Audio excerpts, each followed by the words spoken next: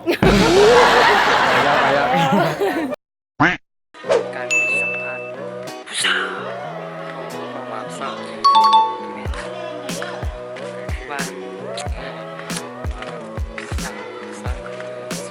จะปัดได้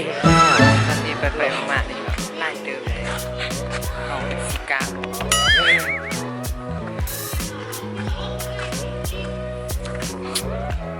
ไปเลยเดี๋ยวไปเจอกันซื้อยัง ชื่อปิว ซื้อผิวคู่นี้นี่ซื้อยัง ชื่อดา ซื้อดาเหียนไส้คะแนนได้ คะแนนวิทยาศาสตร์ธรรมศาสตร์ คือกันอันบทฟอนนี่ฟอนแล้วไปแล้วที่ว่าแสดงได้แสดงคือ บ่ได้แสดงหนึ่ง มาเบิ่ง เลย อ๋อคิดว่าแบบทุกคนต้องได้ใส่ชุดชนเผ่ามาแม่นบ่ แม่ ที่ว่าเหียนอยู่นี่ แต่ว่ามีแต่บางคนเท่านั้นไปแสดง เรามานี่อัพนำเลยไปแล้วอยู่บ้านได้หรือเปล่า อยู่บ้านต้นเพิงแขวงบ่อแก้ว อ๋อแล้วก็บาทเลย ฟ้าเฟซที่ว่าจะได้มีปิว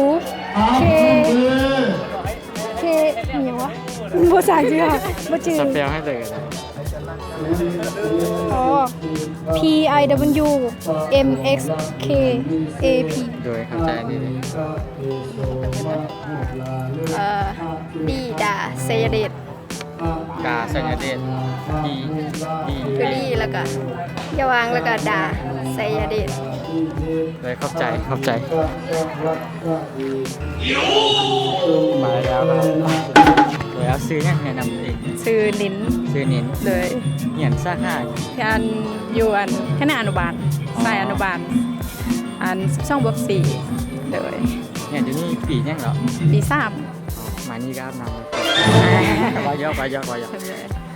แล้วก็อันงานนี้เขาจัดจากมือหรือว่ามือเดียวเลย ไม่เดียว จัดทุกๆปี โดยทุกๆปี ก็บาทเลยหรือว่าเฟซบุ๊กหรือว่าไอจีไม่ยังก็ได้ นินสิวันโฮม เลยเข้าใจ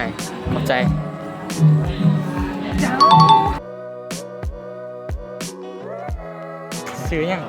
ซื้อทองลี่ อันนี้เลย เสียงค แซงขับคะแนนได้ ำคะแนนภาษาต่างประเทศ คือกัน บออันนี้คะแนนประถมอนุบาล นี่แสดงหรือว่าแสดง มี แล้วติ โดย มานี่อัพนำเลย ยัง วายอกประสบการณ์สมพอกินตุๆน่ะเอาข้อบาทเลยได้ปะแล้วเฟซบุ๊กไอจีนี่ยังไงเฟซบุ๊ก เฟซตัวแม่ เอาข้องเจ้าของเรา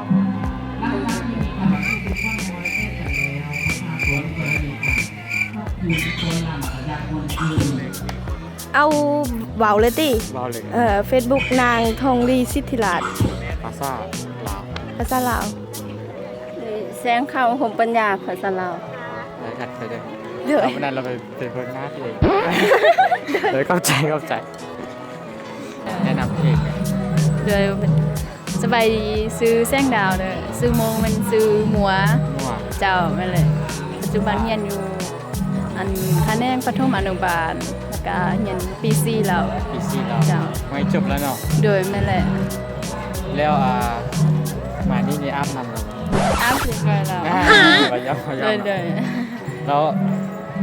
งานตัวนี้นี่เขาจะจัดจากมืออยู่นี่ อันมือนี้มันมือปฏิบัติจริงเลยไม่ได้มือวานกับมือก่อนมันเขาเจ้าห้างประกาศกะเกี่ยวไว้ซื่อ มื่อนี้ที่ว่าเป็นมือเพื่อเทแล้วเนาะ ๆเจ้าแม่นแหละ แล้วเขาข้อบาปเลย อันได้ เรื่องว่าเฟซบุ๊กหรือว่าได้ Facebook ก็มีแต่แซงดาวทรงๆแต่ว่าเขียนเป็นภาษาอังกฤษสเปลให้เลย SENGDAO แล้วก็ XIONG โดยเข้าใจแล้ว ใจ ซื้อยัง ซื้อลาวย่าง เราอยากเหียนไส้เนี่ย เฮียนไส้ครูภาษาอังกฤษ อ๋อเหียนปีนี้เหียนปีครับ ปีสอง ปีสอง เจ้า ตื่มจากปีนี่ตื่มจึงสิจบ ตื่ม2 ปี เลยแล้วมานี่อ้ำนำเหรอ อัพแล้ว โอเค แล้วก็เฮาข้อบาปได้บ่ว่าเป็น Facebook IG มัน ข้อเบอร์ ก็ได้ เฟซท่านเป็นซัวยางเนาะแล้วก็เบอร์ท่านเป็น02078891966 โดยขอบใจ เจ้า ขอบใจ คือนันทนา งานธนาเหียนครูยัง เรียนไส้ครูปฐมเลย ปฐมปียังเหรอ ปีหนึ่ง มานี่ก็อาบน้ำแล้วสิ มาครับแล้ว ข้อบาปได้บ่ ฮะ แล้ว Facebook หรือ IG นั่นก็ได้ เฟซอะไรวะ Facebook ตัว นันทนาแล้วล่ะ นันทนาภาษาอังกฤษสเปลให้หน่อย ก็จะเป็น สะกดให้หน่อยมีตัวยังแดง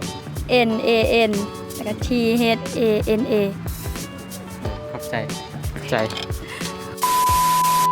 เอาแล้วนะจบไปแล้วเนาะกับการไปหาความสาวชื่อว่าเฮียแก้วนี่สุดยอดไปเลยได้แต่พูดงามๆกูเห็นแล้วอยากจะไปเทศแต่ว่าผมการให้มักก็อย่าลืมกดไลค์กดแชร์กด Subscribe กดติดตามแล้วก็แชร์ไปให้หมู่ข้องทานเบิ่งเด้อค